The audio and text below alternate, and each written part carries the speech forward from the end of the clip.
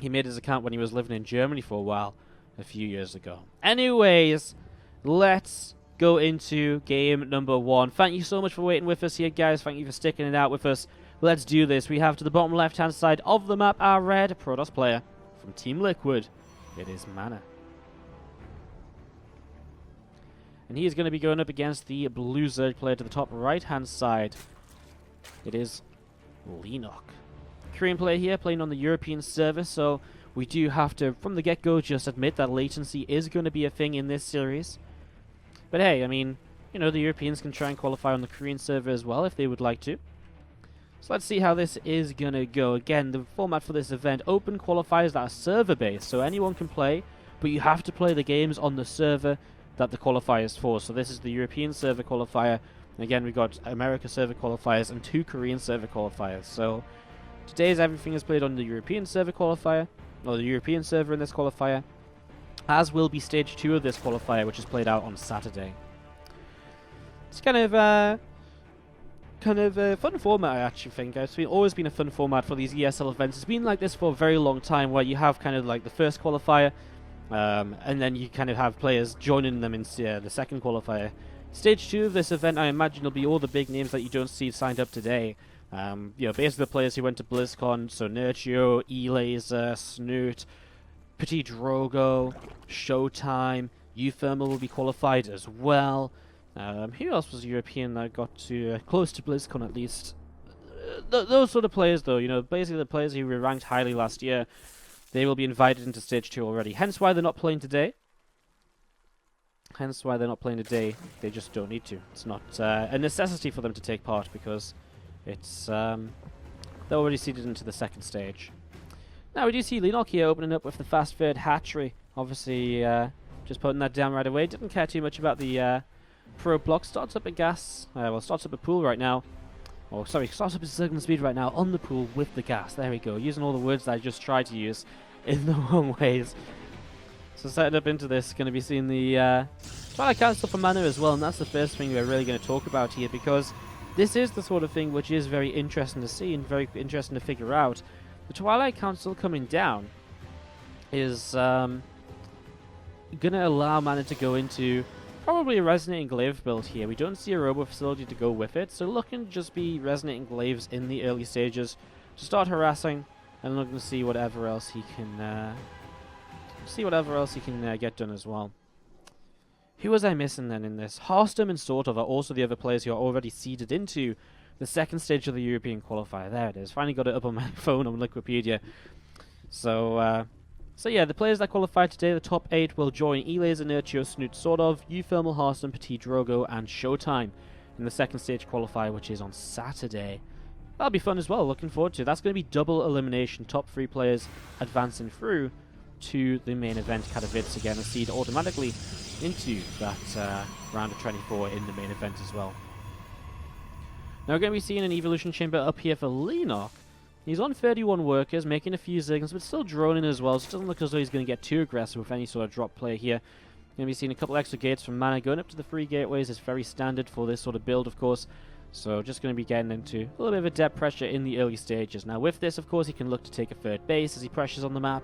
Can keep himself safe over there as well. The mothership call come out. Actually going to take a bit of a later third base, as he's going to be dropping down the double Stargate. So double Stargate coming on in. I'm going to be seeing a lot of Phoenix on the way up shortly, unless he wants to try and just jump up straight into Void Rays perhaps, or potentially Carriers. I mean, this is generally going to be a playstyle which is going to look to, you know, head in towards a kind of, you know, sky toss playstyle, and lately that has been Carrier focused. So MaNa heading up into this right away. We're going to see this Overlord lifting up 8 Zerglings, and they're going to start being transported over towards the main base here. So 8 of these Zerglings are going to begin to unload very shortly. Let's see a bunch of these Adepts from MaNa going to start shading through the center of the map. Zerglings starting to unload, and they are starting to work their way through this pylon. So pylon taking a little bit of damage, and I'm just going to be seeing it getting taken down. So pylon, ooh, very low. There we go. Does get shut down there in the end. As Ling's going to come in once again. And this pylon going to be also targeted down. So MaNa taking a little bit here. I mean, obviously a lot of his Adepts are across the map. And he has got potential to do a lot of damage here as well. He's going to cancel the shade because he can see that he's going to be able to pick up a few drones. He gets only 2 actually in the end. He'll also pick up the Queen right now. But now there's roaches on the way, so this kind of group of Adepts from MaNa are not likely to get too much more done, although that said, I mean, they're still doing a pretty good job. Phoenix are indeed going to come out first from this double Stargate. It's actually Leenock who's killed more workers than MaNa has, though. 5 probes going down to this aggression. As now he's trying to trade it with a couple of roaches. He's going to try and target down a few more drones right now. Drone's actually going to pull in to try and help with the damage here and shut down these adepts, which will shade up into the main base. That should be at least a couple more workers killed to kind of even out the workers killed over the last few moments. 6 workers killed by MaNa then. He does just about take the better trade overall, but that was a little bit crazy. I mean, he still lost the 6 adepts too. I guess you got to keep in mind he did pick off 2 of the queens, as he's now going to move across the map. Losing the queens is actually kind of crazy because now there'll be less queens on the map to deal with these Phoenix. And yes, spore crawls are nice and all, but you do generally want the queens as a bit of a mobile defense to help push these Phoenix away from certain positions. So not having as many of those means that this Phoenix follow-up can be very, very frustrating. Coming in to take the third base, MaNa is going to spot that there's an Overlord in position, so we'll just have to build a pylon and probably overcharge, unless he sends one of his next Phoenix up in that sort of direction. So Phoenix flying through, going to be seeing the drones, just mining away on the natural mineral line. We're going to be seeing 4 extractors. Continue to build right now, so just going up into all of his gases on the free bases. Hydros Den is dropping as well. And again, for MaNa, I mean, does he transition into the carriers here? I mean, back in the day, this used to be a build order you could go for, just take a third base, and you wouldn't go carriers or anything. You just transition into a very standard game with lots of Phoenix to aid you while doing so. It's very powerful against lurker-based follow-ups because you could lift lurkers during fights and then burrow them. And, you know, it's just very, very useful kind of way to play, and it led into a nice composition as a follow-up. Nowadays, lurker-based armies aren't as common in the ZVP, and, you know, we generally do see, you know, if players have double Stargate down and the potential to play air units, they generally do play with carriers because the carriers are very good at the moment. So, we'll see what exactly the choice is going to be. As these Phoenix just flying around and are going to be seeing an Overlord getting rid of a... or a Phoenix, Triple Phoenix here, getting rid of an Overlord. Very nearly getting rid of an Overlord. Doesn't actually kill it. Actually going to be seeing, though, these adepts going forwards. And where are the units from Leenock? Well, it doesn't seem as though he has many out just yet. He's losing these first few roaches. More roaches coming in. But now this is where the Phoenix come into play. They lift a couple of these roaches one at a time. And they can get rid of them and stop them fighting the adepts. Which means the adepts are free to pick off drones and so much more. Adepts work so well when they're kind of, you know, against, you know, they work so well when these clunkier units like the roaches are taking out the equation. You can see now on the natural expansion, 22 workers killed, adepts up in the main base doing work as well. And I mean, these roaches just going to continue down to these Phoenix, which also now find an Overlord kill. 23 workers down. Bit of a tough position to fight in now because of the Spore Crawler, but you will still find MaNa a couple of Overlord kills over here. So it's again just pushing Leenock into a worse and worse position in game number 1. I mean, we're talking about carriers so much, we neglected to think that he might just kill his opponent before then. Robo and a Forge on the way down as a follow-up. The third Nexus about to finish building as well. And MaNa just continues to set up into this. This Overlord going to take a bit more damage as the Phoenix does clean that out. A second Overlord will go down as well here. Just a couple of Overlords cleaned out. We're going to see roaches starting to move on over to the left-hand side of the map. These Phoenix catching another roach or two as they try to move out as well. So again, it's good damage being done by MaNa. Just picking off more and more units makes his counterattack even weaker. I mean, there's just so little here realistically. I mean, what is up? Actually, not too much. Only a few adepts, a couple of sentries morphing in. And we do have an overcharge available. Depth shade away. Force field comes out perfectly though. And again, I mean, Mothership Core is here to help defend, and eventually the Phoenix can clean this up anyways. The depths are towards the third base, and we're going to see a couple more roaches getting lifted in range of the overcharge, so they will definitely go down. And coming back towards the front, a single sentry might get taken down, but that would be about it. As more roaches are getting lifted, and these adepts and Phoenix continue to do the work they need to clean out the rest of this year. So as roaches continue to fall, and now MaNa is going to go across the map and basically kill the guys, so Leenock just taps out before that happens. GG. Ourselves some Leenock and MaNa as we go on to the correct version of the map. To the bottom right hand side, our red Protoss player from Team Liquid. It is MaNa. And he is going up against the blue Zerg to the bottom left hand side. Let's see if you're cheering on Leenock.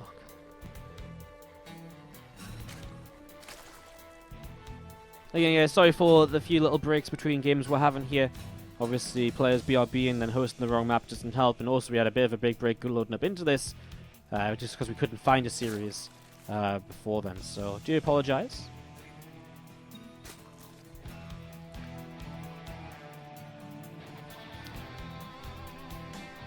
You've got to understand that because this is just an open bracket event, it is sometimes a little bit difficult to jump in and out of different series. That kind of adds to downtimes because, you know, the players aren't necessarily waiting for casters. They just play their games as soon as they can.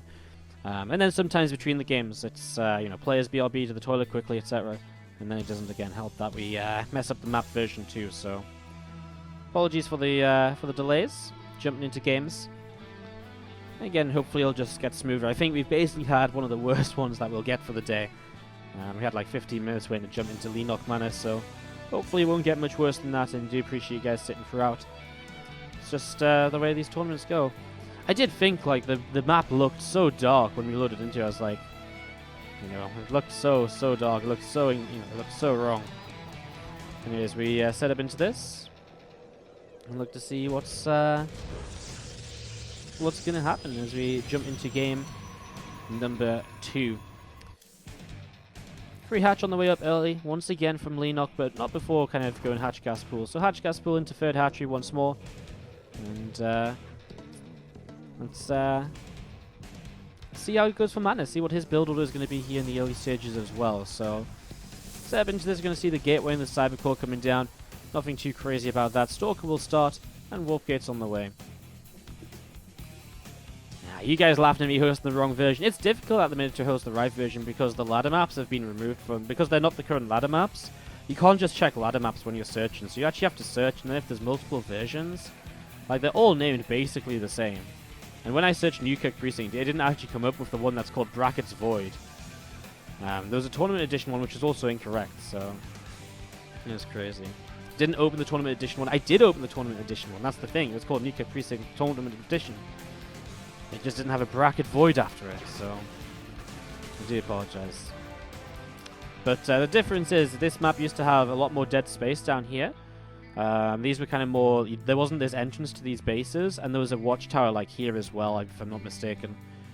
It was just laid out, it was very kind of similar layout, just the actual pathing on the map was very different. I also think there's a watchtower to the top half of the map as well. So yeah, that's kind of the differences to what it used to be. This time Twilight Council comes down for Robo, more likely to be a Dark Shrine this time around then, if MaNa does want to change up his build. And there's that Dark Shrine coming on down.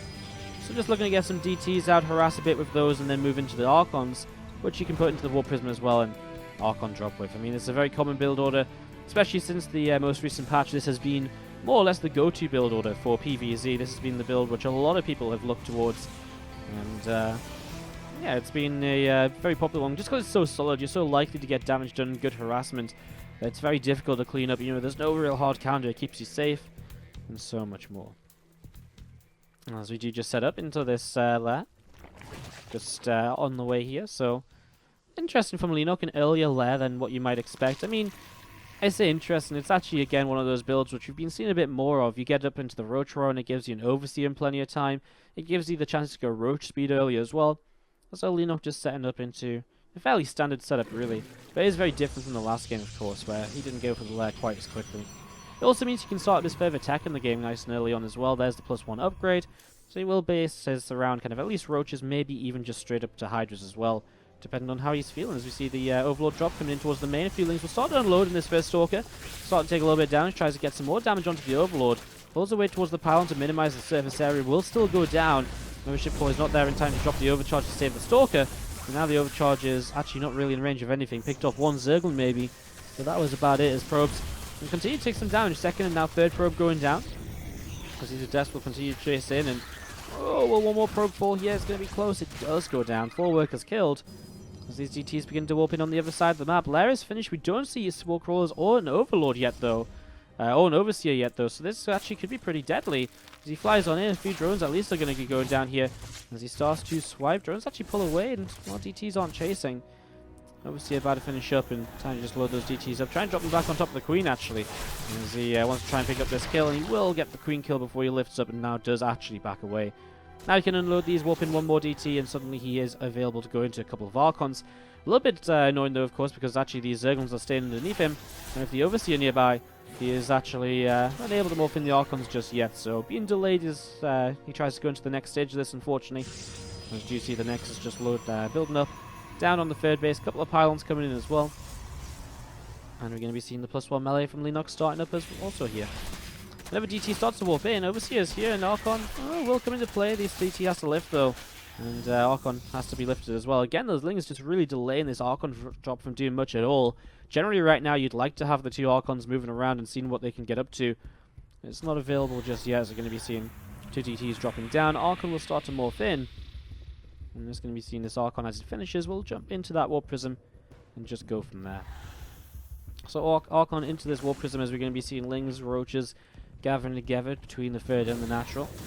These Archon's going to drop down, and we are going to be seeing some good damage starting to be done, picking off an Overlord to begin with. I mean, this is what MaNa's been trying to do for a little while. It's interesting, Leenock cancelling the missile upgrades and actually just opting for the melee upgrade instead now, as he drops down the Spire as well, so he's going to go into kind of like meter Ling. The fact he just cancelled the missile upgrade though is what interests me. You know, what made him, what did he see to decide all of a sudden, like, oh right, okay, I don't want to go for my missile upgrade anymore. You know, that's not what I'm looking for here. It's kind of it's a weirder choice, you know. And there's these two Archons in the War Prism.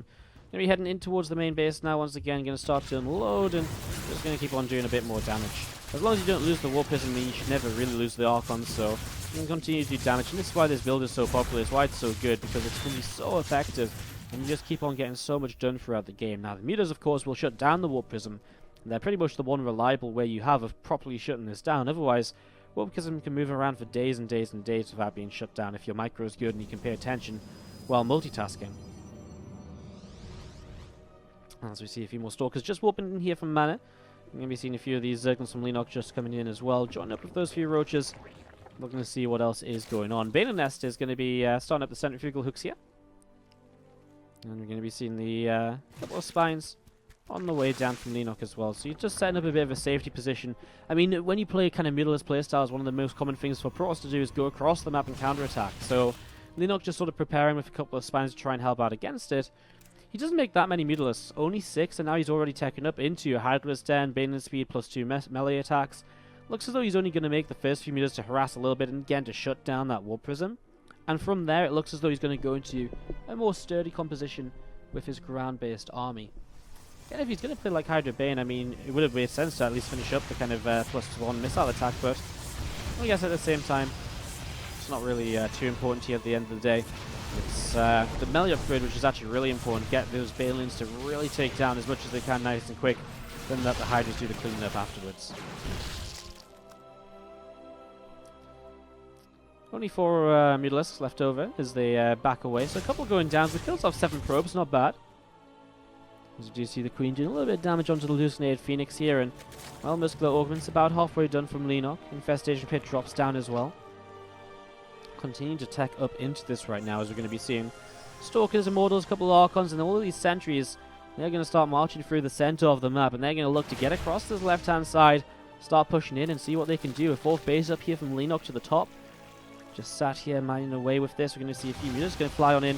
Actually going to find a way to start doing some damage. So a little bit of damage starting to be done as an overcharge comes down, and again, Meta's going to be pushed away to the left-hand side. So Meta's getting pushed away to the left. Stalkers here able to shut those down nicely. And just see MaNa's still moving around. He's going to get across the map here, so he's going to be able to start getting aggressive. However, it seems as though Leenock's been building up to deal with an aggressive push for a while. Nice force field to block a few of the Banes away initially, pull them back to minimize the splash of those Banes as well.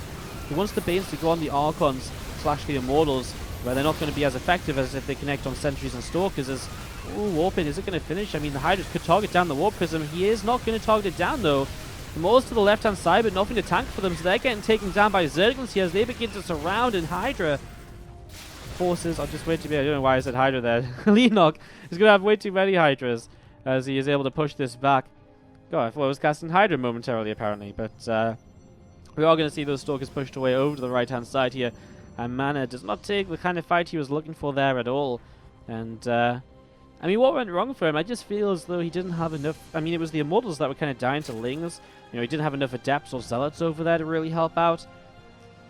I mean, he dealt with the Banelings quite well, I think. I felt as though he had quite a lot left after the Banelings came in, but just didn't really seem to have enough to reinforce behind that. I mean, Stalkers are one of those units which are not maybe the best against a Hydra heavy army. I mean, it's weird because Stalkers are quite good because they don't die as fast to the Banes as like Zealots or Adepts. But at the same time, it's a tough one. We see Storm on the way. I don't think we'll see a chance for that to finish. Swarm Host start to build from Leenock. Let's see if MaNa can buy enough time with this Warp Prism to A, survive, and B, for us to actually see the Swarm Host in action. Overcharges will go down here. Storm is not ready. Still waiting for that as we see the Banes actually going to go towards those High Templar. They're going to get blown up alongside a bunch of probes. And Leenock has way too much on this side of the map. GG. He ties up this series 1 game apiece, and what's going to happen here in game 3 of this series. We have to the top right-hand side of the map our red Protoss player. Let's hear it, guys, if you're going to be cheering on Team Liquid's MaNa. And he's going to be going up against the blue Zerg to the top left-hand side of the map. Give it up if you're cheering on Leenock.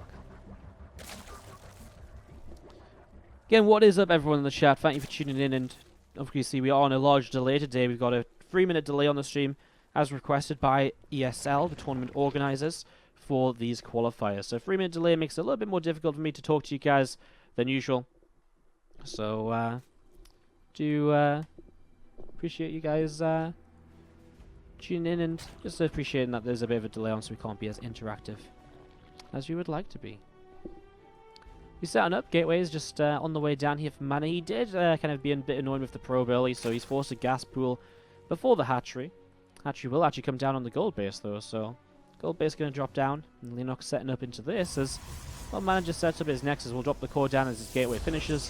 Very standard build for him so far.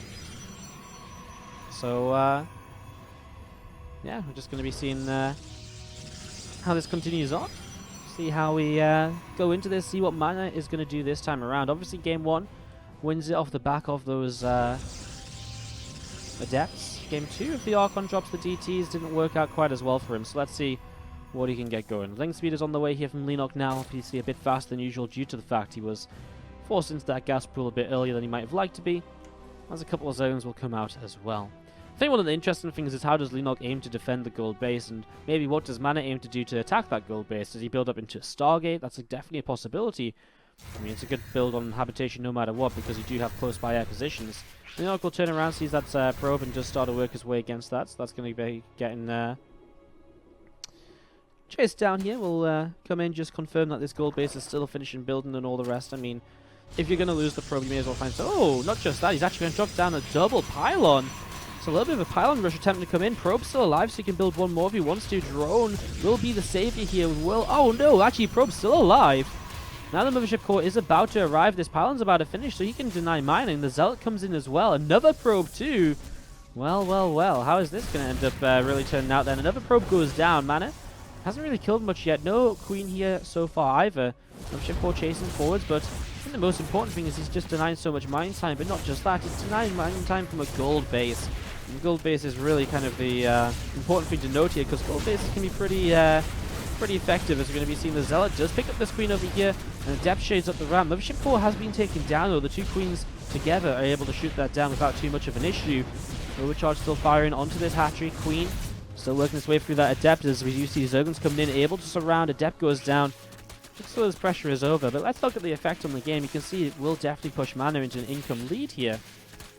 Of course, that said, it will of course delay him when it comes to other things, such as his tech. You know, his tech coming down a little bit later than it might have usually come down, because he committed to those pylons and committed again across the map and trying to do some damage with them there. So, you're seeing this Mothership Core. And keep on moving forwards against these Lings of Leenock going to be coming through the top side, takes that watchtower for a moment or so. MSC just going to sit out the front, which is a nice position for it to be in, can get a pre-warning of any attacks. I mean, it doesn't necessarily need to be immediately on the high ground.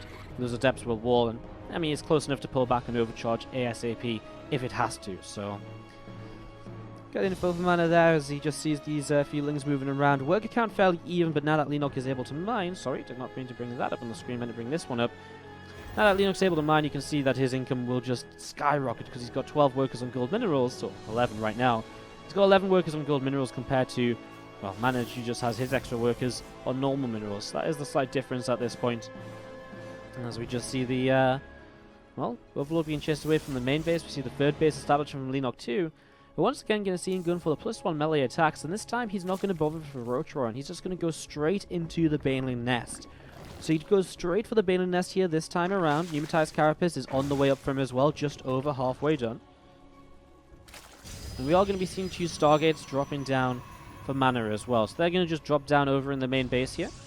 These 2 Stargates looking to see what they can get up into.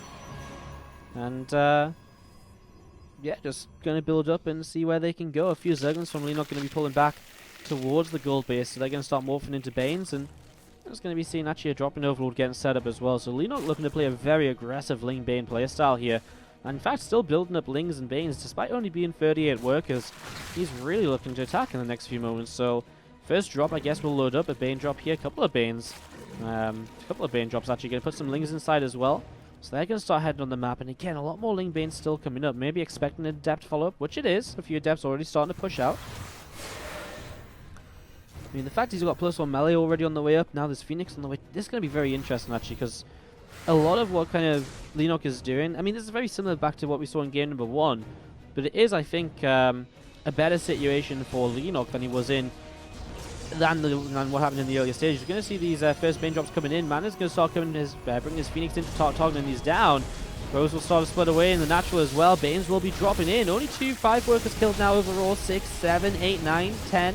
These Lings following up are actually doing the real damage here as the Phoenix in the main obviously can't deal with those just yet. 11 workers killed by Leenock. And now you're going to see Banes busting through the front. The force field a little bit late, although it does still come down in time to stop the Banes and Lings from rolling on through. So he's able to shut down a bit more there, but now the Ling's going to come up this ramp, and well, Adepts are in position. Another force field just available there. That sentry went down to very low energy, so he only just had that force field available. That was pretty clutch. As you see, MaNa holding this off again. 12 workers down. Leenock taking the opportunity to drone in the meanwhile. But I mean, MaNa survives, and for the most part of this, that's kind of the important part. Staying alive. He's setting up into his Phoenix now, which will be very good at counterattacking, getting further damage done. Comes in here right away, and he's going to find one of these Queens out in the front. There's a Transfuse available to keep it up to high health initially. First Phoenix will go down, though. Another Queen coming into the fray. One Queen will go down. Queen for Phoenix. It's tough to say who that is really better for, because keeping the Queen count low can be nice. But obviously keeping your Phoenix count high can be pretty nice as well. 16 roaches now building out of Leenock, as we see MaNa will this time around drop the fleet beacon. So he's going to transition into something that requires a fleet beacon here, whether it is just going to be Anion Pulse Crystals. Kind of weird, you don't really need Phoenix range in PvZ so much as, say, in Phoenix versus Phoenix Wars. But he's going to start +1 air weapons too. It really looks as though he's going to be building into carriers or something along those lines to continue on in this game. Phoenix gathering up towards the top side, and we're going to try and find an Overlord or two. I mean, whatever they can find, the better now. So, the more damage he gets done, the better position he will end up in. Naturally, I mean, that's kind of a silly statement, but I mean, it really is this composition which is based on doing a lot of damage, which is based on harassing and getting damage done to slow the Zerg player down. And he needs to slow the Zerg player down. If he doesn't, it will be troubling. Whereas some builds, you might get, if you have an Oracle out and he kills a couple workers, that's nice. But it's not essential that you kill 10 more workers. It's nice to have on the map for Revelation. With these Phoenix, it's needed that you slow the Zerg down, because you've slowed yourself down so much by building these Phoenix in the first place. But not only that, you're also trying to build into carriers, which take a long time to build and to take a long time to really become effective in the game. So you need to buy time. You need to slow the Zerg down. Until then, you need to stop the Zerg from being too strong early on. But I feel as though he might have already been kind of missing his opportunity, because now Leenock coming across the map.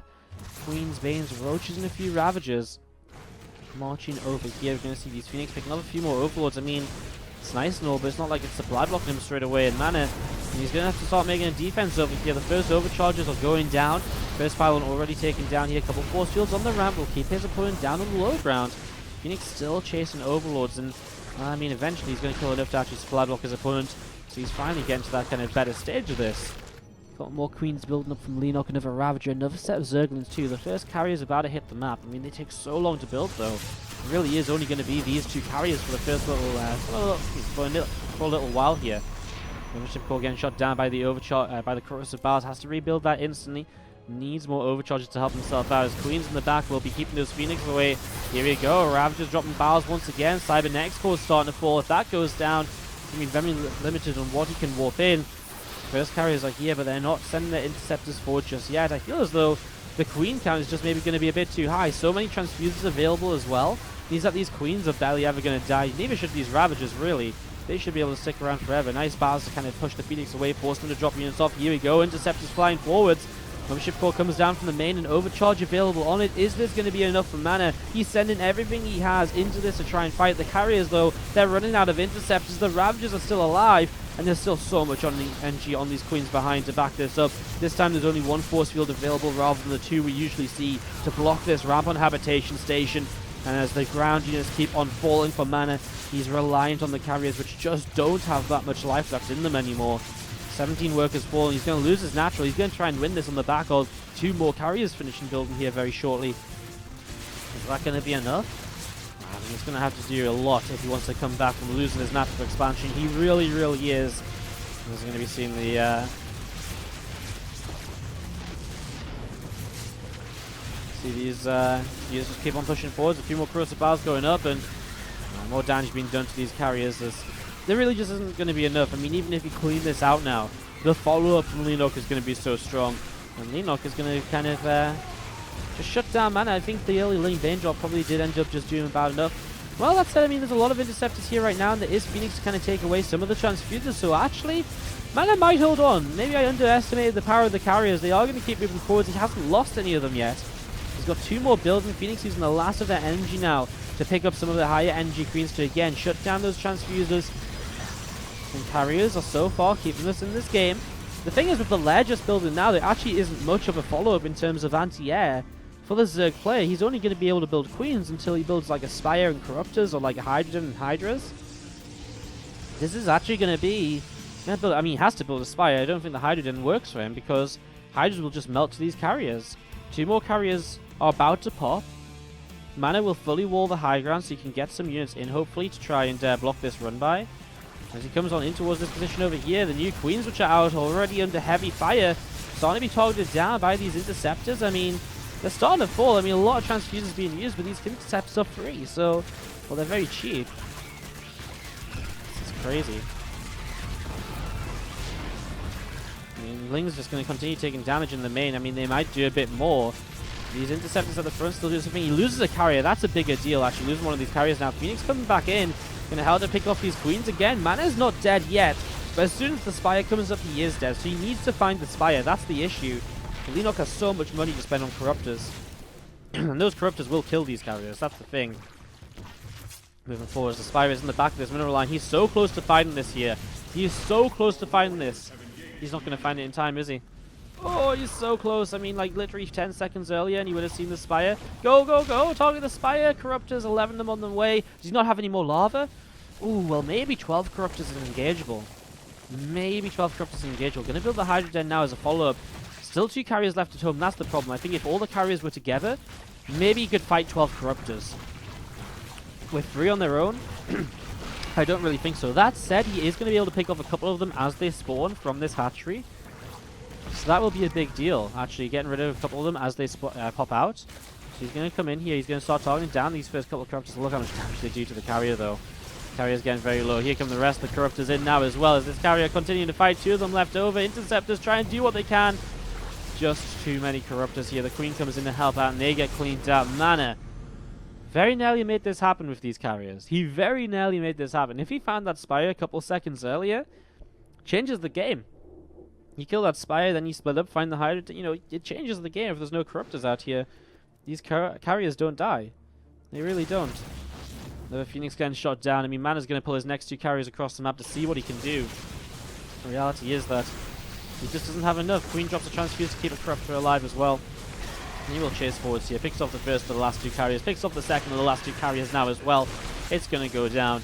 And these Phoenix do not put up much of a fight against Corruptors. MaNa will lose every single unit on the map before he taps out of this game. And so he will fight and fight and fight, and that will be GG. MaNa on 0 supply. And he is going to be knocked out of the IEM Katowice qualifiers here by Leenock. In the round of, I think, 30